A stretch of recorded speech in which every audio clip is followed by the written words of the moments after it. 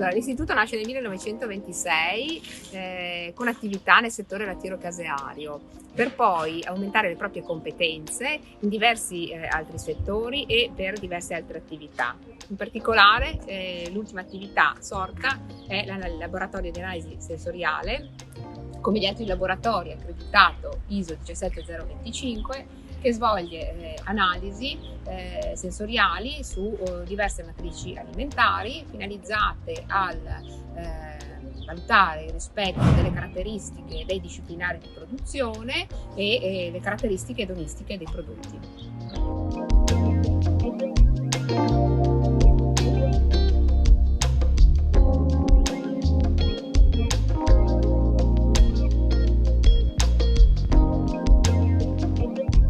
Siamo nel laboratorio di analisi sensoriale di Veneto Agricoltura. Queste sono le cabine assaggio, sono un locale a norma, rispetta una norma ISO nella sua elaborazione, nel senso che è un locale in sovrappressione in modo tale che non entrino odori estranei all'interno del locale.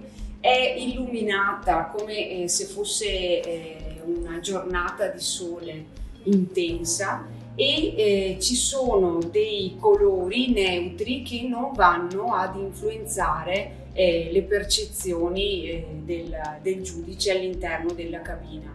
Anche le condizioni di umidità e di temperatura calcolano e tengono conto, diciamo, del benessere della persona che si trova qui ad assaggiare nel tempo necessario.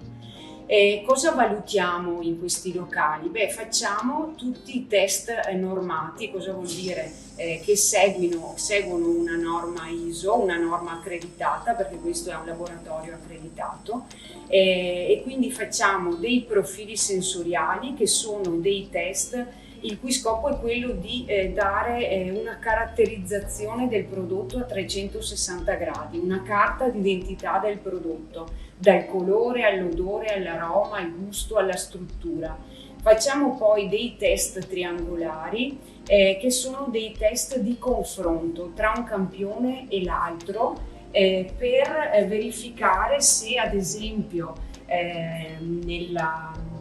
in una ditta, in una fabbrica, che ne so, nel nostro caso di alimenti, le variazioni nella produzione possano avere poi un effetto sul prodotto finale. Vengono fatti test anche di ordinamento in questo senso, che sono dei test appunto sempre il cui fine è quello di verificare se ci sono delle differenze rispetto ad un attributo e rispetto ad una scala. E facciamo anche, negli ultimi anni hanno preso piede anche dei test sul consumatore.